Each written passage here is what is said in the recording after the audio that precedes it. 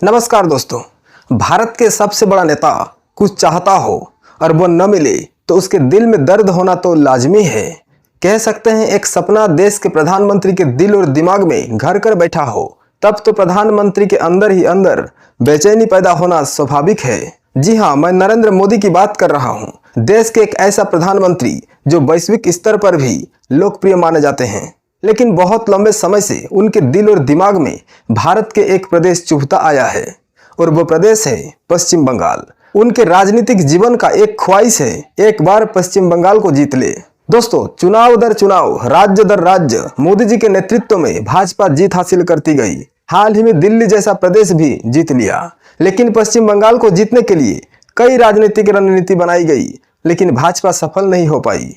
पिछले विधानसभा चुनाव में भाजपा हर जोर कोशिश की, हर तरह के हथकंडे अपनाया, लेकिन सत्ता हासिल नहीं कर पाई। और पश्चिम बंगाल में सत्ता हासिल न कर पाना मोदी जी को याद दिलाता रहता है भारत के राजनीति में अभी भी आप पक्के नहीं हो। जिस दिन बंगाल में जीत हासिल कर लेंगे उस दिन खुद को सबसे बड़ा नेता के रूप में प्रतिष्ठित कर पाएंगे, ऐसा वो सोचते हैं। वैसे तो मोदी जी देश के सर्वोच्च पद पर आसीन हैं, लेकिन राजनीतिक रणनीति में मोदी जी के लिए एक प्रश्न चिन्ह खड़ा करता है पश्चिम बंगाल।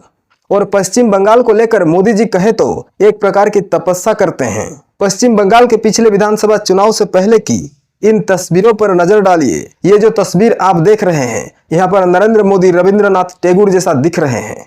और खुद का ये लुक तैयार करने के पीछे उद्देश्य था बंगाल के लोगों के दिल में जगह बनाना, क्योंकि रविंद्रनाथ टैगोर बंगाली समाज में सबसे बड़ा समाज सुधारक, साहित्यिक और महान व्यक्तित्व हैं। और मोदी जी का यह लुक तैयार करने में वक्त लगा था, एक दिन में तो नहीं होने वाला। इसीलिए कह रहा हूं, बंगाल को लेकर मोदी जी कुछ अलग ही सोच रखते हैं। बंगाल में बीजेपी को सत्ता में लाना उनका आखिरी सपना हो सकता है। पर दोस्तों, बंगाल के मुख्यमंत्री ममता बनर्जी हैं, जिन्होंने सड़क से आंदोलन करते हुए पश्चिम बंगाल के सत्ता पर काबिज हुई हैं। उनके सामने मोदी शाह का हर दाव फेल हो जाता है। ममता बनर्जी आज भी उतना ही इफेक्टिव हैं जितना कि पहले थी। ममता बनर्जी को एक लड़ाकू नेता के रूप में जाना जाता है, जिन्होंने अपने जीवन में सब कुछ संघर्ष के जरिए हासिल की। और मोदी जी चाहते हैं देश में सबसे बड़े रणनीतिकार के रूप में खुद के नाम इतिहास के पन्नों में दर्ज करना। और पश्चिम बंगाल आकर उनका यह सपना टूट जाता है। ममता बनर्जी न मैनेज होती है न पराजित होती हैं, वो सीधे टक्कर देती हैं। दोस्तों, इस बात को ममता बनर्जी बखूबी जानती हैं और वो जिस तरह के नेता हैं वो किसी के भरोसे नहीं चलती। वो खुद के मूल्यों पर चलने वाली नेता हैं और पिछले 13 से 14 वर्षों से वो पश्चिम बंगाल के मुख्यमंत्री पद पर आसीन हैं।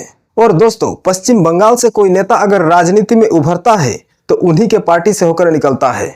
पश्चिम बंगाल के बीजेपी में भी बड़े बड़े नेता टीएमसी से निकले हुए हैं, शुभेंदु अधिकारी से लेकर तमाम। और साल भर ममता बनर्जी और केंद्र सरकार के बीच टकराव देखने को मिलता है। मोदी जी के हर नीति का सबसे पहले विरोध करने वाली पार्टी टीएमसी ही है और ममता बनर्जी मोदी जी का इस इरादे को भली भांति जानती हैं। और इसीलिए पश्चिम बंगाल के विधानसभा चुनाव होने में अभी भी समय बाकी है, लेकिन ममता अपनी चुनावी रणनीति तैयार करने में लग गई हैं। और हाल ही में उनकी पहल बांग्ला भाषा को राज्य के अस्मिता के साथ जोड़कर जोरदार आंदोलन खड़ा करने के लिए सड़कों पर उतर गई हैं। और यहीं से मोदी जी का टेंशन बढ़ना शुरू हो गया है। और पश्चिम बंगाल में बीजेपी पार्टी के अंदर गुटबाजी का विस्तार भाजपा के लिए सुखदायक नहीं होने वाला है।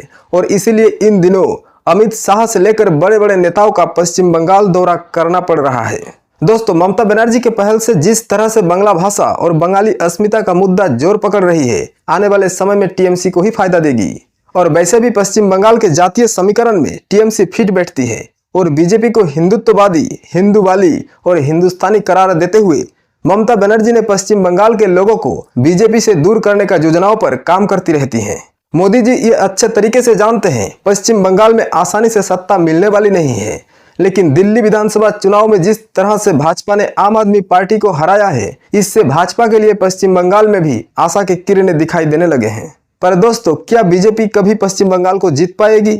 मोदी जी का सपना पूरा हो पाएगा? क्या देश में कम्युनिस्ट को जड़ से उखाड़ फेंकने वाली गद्दावर नेता ममता बनर्जी जिस तरह से संघर्ष से निकलते हुए देश के राजनीति में जो एक शक्तिशाली राजनेता के रूप में खुद को स्थापित किया है, उस छवि को प्रधानमंत्री नरेंद्र मोदी की पार्टी धूमिल कर सकती है? या फिर मोदी जी का विजय रथ के पहिया पश्चिम बंगाल के राजनीतिक भूस्थल में दब जाएगा, ये तो आने वाले समय में पता चलेगा। पर दोनों तरफ से जोर कोशिश है सत्ता अपने पास रखने की। एक तरफ मोदी जी का सपना जिसके लिए वो कुछ भी कर सकते हैं, और पिछले विधानसभा चुनाव से भी ज्यादा टकराव, ज्यादा बयानबाजियां, आरोप प्रत्यारोप आने वाले दिनों में देखने को मिल सकता है, इसमें कोई शक नहीं। पर सवाल वही बना रहेगा, अगर मोदी जीतते हैं तो भारत के राजनीति में भूचाल आने वाला है, अगर हार जाते हैं तो मोदी जी के लिए उनके राजनीतिक अधूरापन के रूप में देखा जाएगा। दोस्तों, आप क्या सोचते हैं पश्चिम बंगाल के राजनीति को लेकर? अपनी राय जरूर साझा करें। नमस्कार।